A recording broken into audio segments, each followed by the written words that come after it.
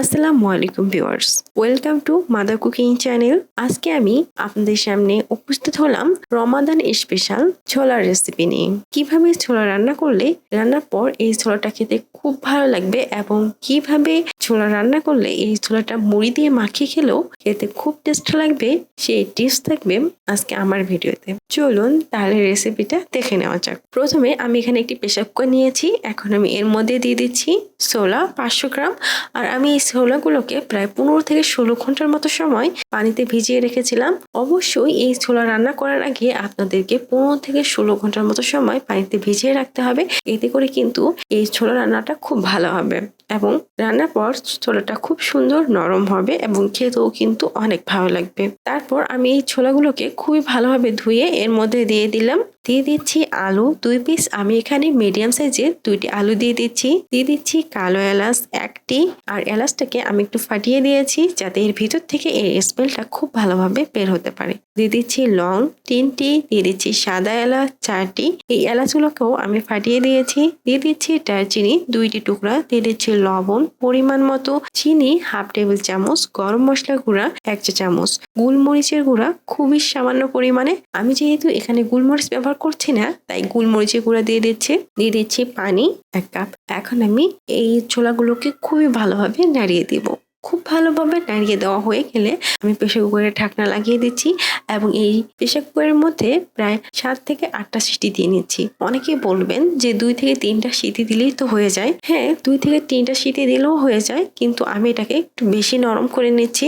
আর আমি প্রথম সিটিটা দেওয়া পর্যন্ত চুলার আঁচটা হাই করে রাখবো। যখন একটা সিটি হয়ে যাবে আমি চুলার আঁচটা কমিয়ে 6টা সিটি দিয়ে নেব। এই পর্যায়ে আমার প্রেসার কুকারে 6 থেকে 7টা সিটি হয়ে গেছে। এখন আমি আপনাদেরকে প্রেসার কুকারের ঢাকনা খুলে দেখাচ্ছি। এই সময় বুটটা কিন্তু খুব ভালোভাবে কুক হয়ে গেছে এবং আলুটাও কিন্তু খুব ভালোভাবে কুক হয়ে গেছে। আর আপনাদের বুটের মধ্যে যদি একটু হালকা পানি দেখা যায় এই সময় কিন্তু এই পানিটাকে একটু শুকিয়ে নেবেন। এখন আমি চুলার উপর একটি কড়াই বসিয়ে দিচ্ছি। তারপর চুলাটি অন করে চুলার আঁচ মিডিয়ামে রাখবো। দিয়ে দিচ্ছি সরিষার তেল 1/3 কাপ। অবশ্যই এই রান্নায় সরিষার তেল ব্যবহার করার চেষ্টা করবেন, এতে করে কিন্তু আপনারা স্বাদটা বেশি পাবেন। দিয়ে দিচ্ছি পেঁয়াজ কুচি 1 কাপ। এখন আমি এই পেঁয়াজগুলোকে এই সরিষার তেলের মধ্যে ফ্রাই করে নিব। আমি প্রায় 1 থেকে 1.5 মিনিটের মতো সময় এই পেঁয়াজটাকে এ সময় ফ্রাই করে নিয়েছি। আর এই সময় কি পেঁয়াজের যে কাঁচা গন্ধ রয়েছে এটা কিন্তু অনেকটাই চলে গিয়েছে।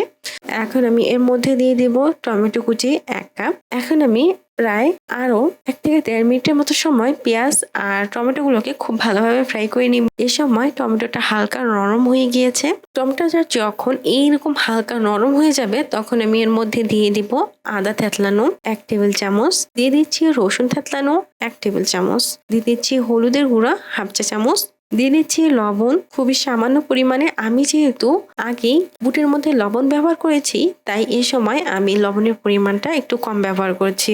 এখন আমি প্রেসার কুকারে থাকা ছোলা আলুগুলোকে এই কড়াইয়ের মধ্যে দিয়ে দিচ্ছি। তারপর আমি এগুলোকে খুব ভালোভাবে নাড়িয়ে দিচ্ছি। আর এই সময় কিন্তু আপনাদেরকে অবশ্যই পেঁয়াজ, টমেটো বা আদা ও রসুন থেতলানো খুব বেশি ফ্রাই করার প্রয়োজন নেই। এখন আমি এই ছোলার সাথে এগুলোকে খুব ভালোভাবে ফ্রাই করব। ছোলাটাকে এখন অনবরত কষিয়ে রান্না করব। আপনারা যতটাই এই ছোলাটাকে নাড়িয়ে রান্না করবেন আলুটা কিন্তু ততটাই ভাঙতে শুরু করবে।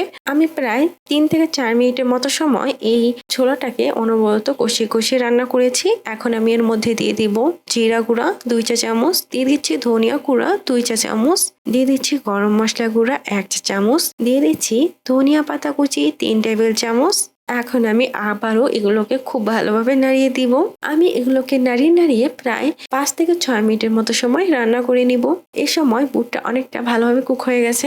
আপনারা যারা ঝাল খেতে পছন্দ করেন তারা কিন্তু অবশ্যই মরিচের গুঁড়া ব্যবহার করবেন। যেহেতু আমি এই বুটটাতে ঝাল রাখছি না তাই আমি এখন এই সময় কাঁচামরিচ ব্যবহার করছি। আমি এখানে প্রায় 3 টেবিল চামচ কাঁচামরিচ ব্যবহার করছি। আর যারা ঝাল খেতে পছন্দ করেন তারা কাঁচামরিচের পরিমাণটা কিন্তু আরো বেশি দিতে পারেন। তারপর আমি আরো 3 থেকে 4 মিনিটের মতো সময় এগুলোকে অনবরত নাড়িয়ে রান্না করব। আর এ সময় কিন্তু অবশ্যই চুলার আঁচটা কম রেখে অনবরত কষিয়ে রান্না করতে হবে। এ সময় কিন্তু আমার এই ছোলাটা একেবারে রেডি হয়ে গেছে। আর এভাবে ছোলা রান্না করে খেলে এই ছোলাটা খেতে কিন্তু ভীষণ টেস্টি হয়। আপনারা একবার খেলেই বুঝতে পারবেন যে এটা আসলে কতটা মজার। প্রিয় দর্শক, এই ছিল আমাদের আজকের রেসিপি। মাদার কুকিং চ্যানেলের আরো এক্সাইটিং রেসিপি নিয়ে আপনাদের সামনে আবারও উপস্থিত হব। ভিউয়ার্স, আপনাদের আপনাদের সকলকে অনেক অনেক ধন্যবাদ জানাচ্ছি পুরোটা সময় আমাদের সাথে থাকার জন্য। আমি উইশ করব আপনারা সবাই ভালো থাকবেন, সুস্থ থাকবেন এবং মাদার কুকিং চ্যানেলের সাথে থাকবেন। এই চ্যানেলে নতুন হয়ে থাকলে চ্যানেলটি সাবস্ক্রাইব করুন এবং ভালো লাগলে লাইক কমেন্ট ও শেয়ার করুন। ধন্যবাদ।